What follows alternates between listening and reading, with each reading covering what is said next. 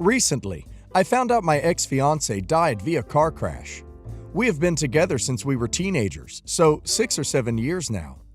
Our families know each other, and I have always had a good relationship with his mother. I found out he died through an Instagram post, which obviously made me angry that his family didn't bother to call or text me. But then I realized it would have been hard to tell me. The next day, I got a message from his sister, and she gave me contact information of his girlfriend. I was honestly hurt. To end a 7-year relationship, and within less than 6 months, he found someone else, really did something to me. I then later found out that she made him leave me for her. Before knowing this, I decided to call her, because his sister said I needed her permission to go to his funeral. At first, I'm like, what? Do I not have a right to go regardless? I was going to possibly be his wife. I was angry, but still, with no emotion at all, I called her. I asked her if she was okay, and then eventually, I asked her if it was okay for me to go to his funeral. I previously talked to his mom, and she okayed me to go. However, I think his girlfriend hated me. Turns out, they have been dating since March 2021. He left me July 2021. She knew about me, and then proceeded to tell me that I should not go, since I was only someone to talk to.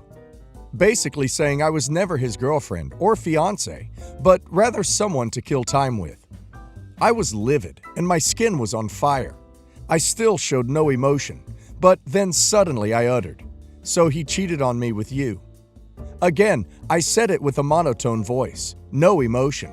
She started yelling at me, saying hurtful things to me, such as, "I know him like the back of my hand, you don't." When we broke up, he mentioned he was talking to someone. I asked him if she was prettier than me. He said she's average looking compared to me. Apparently, he refused to tell her about me. So she doesn't know the whole story about our relationship. To her, it was just talking, but to us, it was a lifetime. I didn't get to tell him that he and I were pregnant, but I ended up miscarrying. I was scared that if I did, he would want to marry me, because he was raised to man up. He was stalking my social medias even until he died. I don't know if he was curious about how I was living or if he still had feelings for me. We both mentioned during our breakup that we would probably get back together sometime in the future, once we both have life figured out. We were practically a married couple, and when we broke up, we both felt like it was a divorce. It felt like we were together for a lifetime. It hurts that I couldn't give him a proper goodbye, and now I can't even see him one last time. They won't even tell me where he is being buried, except his mom. She said she will tell me. His family and girlfriend do not want me to go to his funeral, except his mom. So would I be the a-hole for still attending his funeral, even against their wishes? Not the a-hole. His sister making you ask his new girlfriend of 6 months if you can attend his funeral. To me, she's the one in the wrong here. If his mother wanted you there, then that should have been the end of it. However, funerals are for the living. If you attend the funeral, it's going to cause a ton of drama for his family that distracts from their ability to say goodbye. Then it might be a better choice to not attend and ask his mother where his grave is so you can visit it afterwards. That way, you get a chance to say goodbye without any potential spectacle. Don't go. You aren't an a-hole, but consider what you hope to get from this. You are angry and hurt, but he hurt you. You are mad his girlfriend is treating you poorly, but admit that he lied to her about everything to do with you. Why do you expect her to act differently? You are both grieving. You are upset and assume his family didn't know how to tell you because it would be too hard. But it's much more likely they didn't tell you because you are not his intimate partner. He had a girlfriend. They just lost their son, brother. Your relationship with him was important to you. I think it isn't helpful to your process to want to insist that your relationship was important to everyone. That his sister put you in contact with his girlfriend makes it pretty clear which relationship they supported. Attending against everyone, except his mom's, wishes, and creating a bunch of drama isn't going to make you feel better. I decided to sell my car in September, got a quote from Carvana, and was ready to confirm. When I mentioned it to my sister, she asked me to wait a day so she and her fiance could discuss buying it. Okay, sure. Gave them all the info I had for Carvana, including the 10-day letter from my bank and the $12,300 offer letter from the car company. Since they had just closed on a house that month and were putting down payments out for their upcoming wedding, my sister wanted to take over my existing payments and pay the remainder when she could get another line of credit. Sweet, that works for us. I'm in Illinois, she's in Ohio. I drove the car down in September and we were both happy. Now it's March. Sister got a personal loan and paid off the $6,100 owed on the car and wanted to switch to an auto loan with her bank.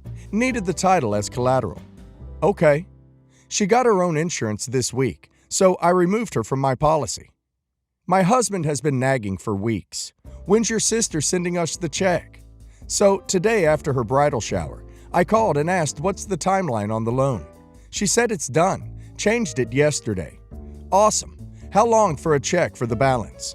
She asked me what I'm talking about. Said she thought we agreed she would just pay what was owed on my loan. Wouldn't have agreed to spend $12,000. But she did, via text. I have all the messages about it, including what info was sent to her, the exact dollar amount, everything. My husband is losing his mind over it, swears she's trying to scam us, etc. She would never. We're super close. She's my best friend.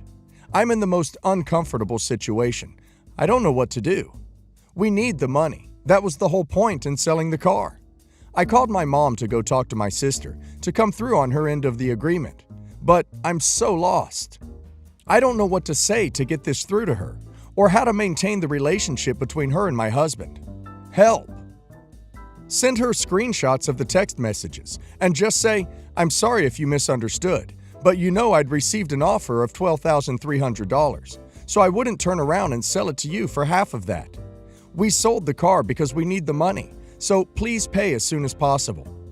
I don't see how she can deny it when you have the proof in the texts. I hope she doesn't keep fighting this. My cousin and I grew up together and were close in age.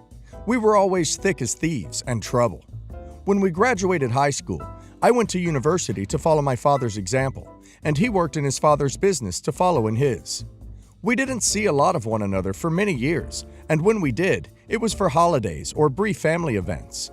I'm still away, studying, and my cousin has been working for 11 years, has a home and a car, while I'm just starting out. I'm happy with my choice of career. I'm happy with the direction of my life. I met someone 3 years ago in a totally different field, and we've been able to make a really nice little life. We're debt-ridden, but we're happy. We scrimped and saved, and I took some extra shifts to make some money, and we had a really nice, not too elaborate wedding. We had really great food and drinks, found a really lovely location, and had what I think is the best wedding. Except for one tiny hitch. My cousin decided to pull his greatest prank ever and bring my ex-girlfriend as his +1. My cousin thought it'd be funny to leave his own girlfriend out of the wedding ceremony and instead invite Katie, who is the girl I dated in high school and during my first year of university. We were together from 9th grade on. Katie and I were always together. We had our first times together. We went through all kinds of struggles together. But Katie didn't want to leave our town. I was going to university a few hours away, and she just didn't want me to be there. It was a constant source of stress. She knew I wanted to be a dentist and was studying constantly, but it was not what she wanted. She was adding more stress onto an already stressful situation. She was in a part-time program that had a lot of flexibility, but wouldn't visit, didn't like major cities, and would get really emotional when I couldn't drop everything because I had a physiology lab. It took a toll, and eventually, I had to break up with her. It was brutal. She was so upset that it bordered on the obsessive. For the next 12 or 13 months, I got emails, letters, gifts, texts, calls, and inquiries from her. Some were just, "Hey, how you doing?" and others were about how she wanted to die because we weren't together. Others still were about how she wanted me to die. After a year, I got an email that must have been 15 or 16 pages long and recounted everything. She closed it by saying she'd be here when I was ready, but that she was moving on. It was nice to have closure. When I visit my parents and my now wife's parents, as we're from the same area, I'd occasionally bump into her. She's a cashier at a grocery store, so I know which store to avoid. I'd see her out and about with her kid now and then, but we didn't talk. She had no idea what I was up to, and all I knew was she had a kid. Fast forward to wedding invites, and my cousin sends back a yes +1. So I figured he'd bring his girlfriend. I specifically warned him, no pranks, no stunts, no screwing this up. He agreed and said he would be totally cool. He pulls me aside on the wedding day and says that he lied and he pulled the greatest stunt. He brought Katie as his date. He's almost giddy. I immediately tell my parents, who inform my aunt, uncle, not my cousin's parents, a different set of aunt and uncle, and brother. My aunt, uncle, and mother find her and then tell my in-laws what to watch for. My cousin realizes he's lit a powder keg and hides. She was a great guest. She stayed quiet, cried mostly, and at the reception came to give me a gift and letter. She was very respectful. She gave me a kiss on the cheek and said, "I miss this cheek." She was very teary-eyed and said how she wished it was her, but that she was so proud of me, called me Dr. First Name, and then left. My cousin wheeled by and realized how much he ducked up. Katie left at that moment, so she missed 95% of the wedding reception. People really dug the party. We served fun, delicious food and had champagne, bourbon lemonade, and various sundry non-alcoholic drinks, so everyone could enjoy. Our multi-tier donut bar was a huge hit. After Katie left, I talked to my wife, who was absolutely flaming mad at my cousin. She calmed down. A pint of bourbon lemonade does that. And my cousin left once he realized how mad our family was at him. With him gone, things were fun, and looking back, my wife has great memories. I still feel bad. It's not how she wanted the day to go, and I'm not sure how to fix that. I feel beyond terrible for Katie. She bought us a very thoughtful present and wrote a lovely letter updating us on her kid and apologizing for being obsessive when we first broke up, and wished us nothing but the best. She closed it by saying that she was so proud of me. That just made me feel even worse. My cousin used her as a prank, only to dredge up really bad memories and be invited to a wedding where people were leery of her. She and my cousin have remained friends, and I genuinely think she thought she was a guest and not a prank. I don't think she came with ill intent at all. My idiot cousin, on the other hand, was so beyond cruel. I'm not sure what to say to that jackwagon. I feel like saying anything to Katie beyond a thank you card is probably not fair, but I also don't know if I should talk to her somehow and explain that what my cousin did was cruel and inexcusable. Maybe she doesn't see it like she was a prank. It's been 3.5 weeks, and I still feel racked with guilt. I need advice. Yes, your cousin is a jackwagon, but Katie is also a grown woman. You shouldn't feel guilty for getting married. She knew what she was getting herself into by accepting your cousin's invitation. I mean, why in the world would she want to attend your wedding? Don't send anything past the thank you letter. Congrats on your marriage. For the past 11 years, my wife has been unable to get over a mistake that my dad made, and it's on the verge of ruining our marriage. It all started 11 years ago, when my wife and I were assembling and addressing our wedding invitations. After we were done, my wife made a joke on Facebook about the Seinfeld TV episode where George buys the cheap envelopes, and his fiance dies from licking the cheap toxic glue. The next day, my wife called me and was upset, telling me to look at her Facebook page. Apparently, one of her longtime family friends, her parents' age, commented on her post, and he made a typo where he accidentally called me cheap. My dad saw this comment, accidentally calling me cheap, and replied to it, insulting the family friend. My wife was very upset and was embarrassed that my dad commented publicly on her post. The family friend who made the original comment saw his typo and corrected it after my dad's insult. My dad realized the mistake. He deleted the comment, called the family friend to apologize, and apologized to my wife, then fiance, when he saw her later that week. It was an honest mistake by my dad after reading the typo, and he fixed it. It's been 11 years, and my wife has been unable to get over it. She has been cold to my parents ever since, assuming that almost everything my dad says is meant to insult her. And it seems like she is looking for reasons to take everything he says the wrong way. I have accepted my wife's parents with open arms, But it's hard for me to watch her continually push my parents away. My wife's parents have boundary issues that my wife is annoyed by and tells me that it bothers her. But I still give them the benefit of the doubt. On the rare occasion when I'm tired from a long day at work and my wife's parents show up unannounced, I might be a little quiet around them, and they get offended. They always tell my wife that me being quiet upsets them, so I make an extra effort to be talkative the next time I see them, which is several times a week. My wife's entire family has weekly Zoom chats and game nights, and I join in pretty often. But my wife has refused to Zoom or FaceTime with my parents for the past year. My wife's attitude towards my parents is causing friction, and my parents are genuinely hurt after 11 years of the cold shoulder. My wife gets defensive every time I bring it up, but she always tells me that I need to let go of my own grudges and forgive her for some things she has done that upset me. It all came to a head this week.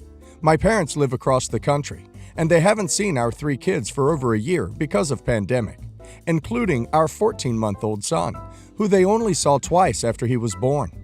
We're all vaccinated, and my parents want to come visit. My wife is putting up a lot of resistance to the visit, even though her parents are at our house several times a week. We got into a big argument, and my wife finally spilled 11 years of resentment out all at once. For example, a couple years ago, my parents were visiting for one of our kids' birthdays. My wife was making party decorations, and my dad complimented all of her hard work and said, "It's a shame that the kids are too young to really appreciate all of the work you do," which is true. Our 2-year-old daughter had no idea how much work my wife put into the decorations. But my wife took my dad's comment as an insult about our kids not loving her. I can't take my wife's treatment of my parents anymore. During the argument, I told my wife that I should start treating her parents the way she does to mine. But I never would, because I could never hurt them or her like that. My wife refuses to move past the 11-year-old mistake, and it's tearing our marriage apart. She finally agreed to go to therapy, but not until the summer. She is a teacher. What can I do? Edit to answer a couple questions. The biggest question is why I let this happen for so long. My wife's attitude towards my parents turned slowly, and it was a while before I noticed it. By the time I noticed it, we had our first son, and I tolerated things to help preserve the peace and have my parents visit as much as possible. I guess I appeased my wife at first, when it wasn't that bad, and just started tolerating her behavior more and more over the years. Kind of like a frog in boiling water versus a frog being heated from room temperature. My wife and I are currently in our mid-30s. My dad is almost 70 now.